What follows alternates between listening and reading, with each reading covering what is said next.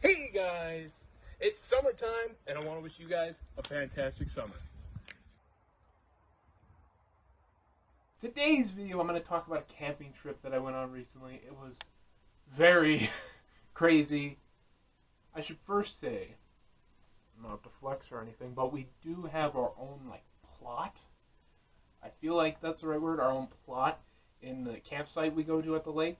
So basically we can leave our stuff there when we leave. So we pack a bag for a couple days and we can come back home with that bag. Instead of, on Sunday after the big weekend barbecue camping adventure, you have to pack up your boat, your motorhome, your trailer or whatever, your quads, and you end up crashing your quads in the back of your truck window and all that. So that's the good thing about having your own plot. You can just put everything away. Anyway, our story begins on June the 4th, which was our first night of this season. We get to the lake and my dad and I are going to put the boat in the water. First thing we had to do was unhitch the boat from the trailer, carry it down the hill, and then put it in the water. And the first tribe to do so wins immunity. Survivors ready, go! Anyway, before Dad could unravel the boat, he saw this little piece of straw which was underneath the seat of the boat, and he grabbed at it, and what he found was a freaking bird nest. There was a bird nest in the boat, under the seat in the boat, which I've never seen a bird nest up close in my life before. It was one of the coolest things I've ever seen. It was all weaved together like a basket, and there was this rim of mud. It was like a cool arts and crafts project.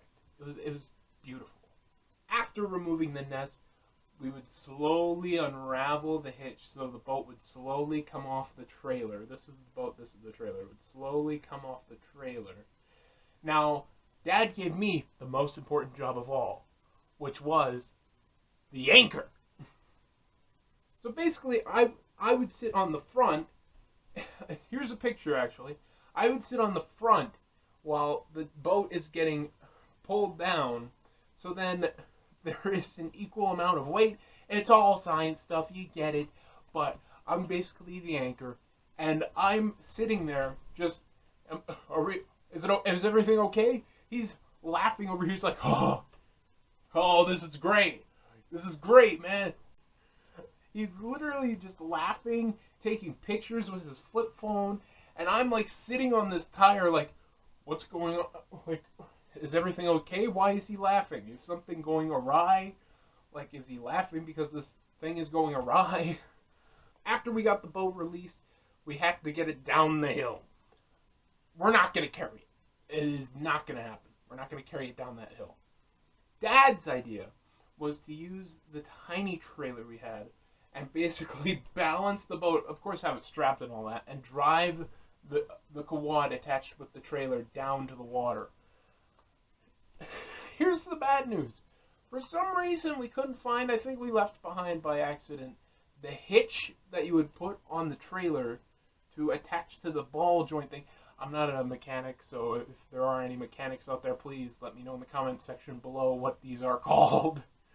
But the hitch, we forgot, and the hitch would go on the ball joint thing, so the trailer could stay there. So we forgot the hitch. So Dad decided to become MacGyver for some reason, and what he did was he got these shackles, or I think it was one shackle, and he put it in the hole where the hatch was supposed to go, where he'd lock the hatch in, and he made a makeshift hitch, I guess. But here's the thing, it was just a loop that would go on the ball joint. So each bump it could possibly knock this trailer off. So we strapped the boat into the trailer, and literally it was just around two holes, and then just, and then basically every single move it made, it would just rock back and forth, literally if it was on a rocky wave of water.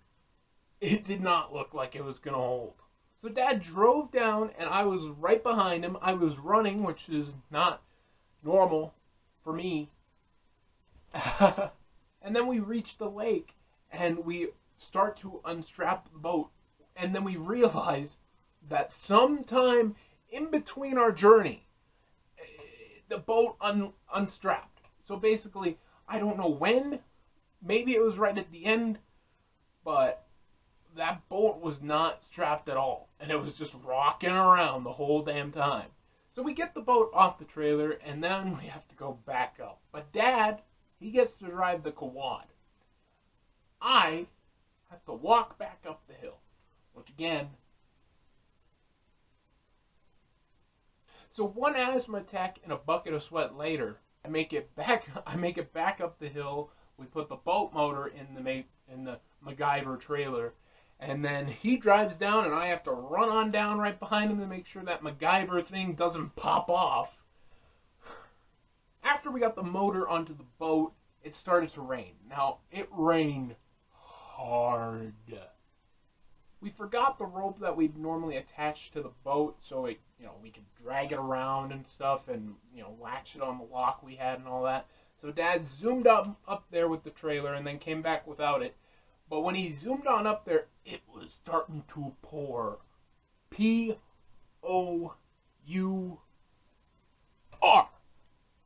And I didn't want to get wet. And but there was this tiny little shelter. No, not tiny. It was actually pretty big. It's like, the way I could describe it is like a little bar, because there was like this bar, and it's basically it felt abandoned and haunted, honestly, because of how just broken and decrepit it looked. But mainly, the whole point I'm telling you guys about this is that it started to pour hard. The door was on the other side, about a good 20 feet around. I didn't want to get rained on, so what I did, jumped over the fence. There's a fence, and I just jumped over. Oh, I didn't really jump over it. I just stuck my leg over it, and Big showed my way off the fence. We waited out the storm. We got the boat in the water, all that, and I told Dad. I told him, it's my turn. You can walk. I'm taking the quad. So I drive the quad, and I don't want to go super fast. I've had enough automobile wrecks for my lifetime. That can be another story time if you want it. So I go what I'd say is like a reasonable pace. And then I get halfway up the hill, and I feel like I'm not going to have enough power to get up that hill. So I just Mach 5. Fastest I've ever gone in my life. The next day, Dad and Ellie went fishing in the boat. I sat back. I was like, I don't want to fish. I want to just, chill, watch a movie, whatever. Glamping. But then, Dad forgot the net. He dropped a fish. I had to bring him the net, and I was like, I'm going to fish then. They go back out into the sea. I'm fishing off the dock. I catch a fish. And I'm all by myself. So basically, it's just flopping on the dock.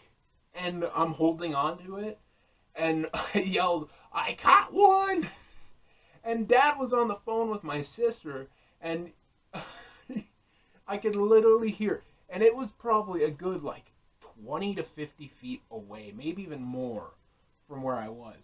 And I could hear off the phone, let me remind you, it's not an iPhone, it's a flip phone. I could hear off that flip phone my sister say, he caught one!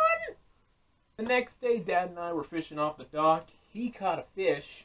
He reeled in. He got that fish on the dock. And when I caught the fish the previous day, that hook was in. It did not come out. This time, the hook came out as soon as it hit the dock. So I tackled this fish. I jumped on this fish harder than Steve Rogers jumped on a grenade. Also, while we were fishing, I love to stick my feet in the water. It's nice, it's cold, it's relaxing, it's insert adjective here. But I don't want to stick my feet in the water anymore, I'll tell you that. We were fishing, and near my bobber, I saw this green head pop up. And I swear, the fastest I've ever moved in my life, the fastest I will ever move in my life, I quickly threw my legs out of the water because I thought I saw a freaking alligator in the water, and I thought, it's gator country. I'm about to become gator food. But then we find out it's a loon. So needless to say, I hate loons right now. But anyway, that was my crazy camping trip. If you guys want more stories like this, these camping stories, I got so many. Just so many great stories and moments and everything like that. And I would love to share it with you guys, so let me know. The last thing I want to talk about is that the day this video will be up on the channel, it'll be Father's Day. So I want to tell Dr. Dad how much I love him. He makes me laugh all the time. I love watching movies with him. We're both so funny. Well, he's funny. I don't consider myself funny, but we're like those two Muppets up in the balcony. We've already figured out he is a creative guy from this video. We've figured that out. So, Dr. Dad, Happy Father's Day. Love you. Flamingo.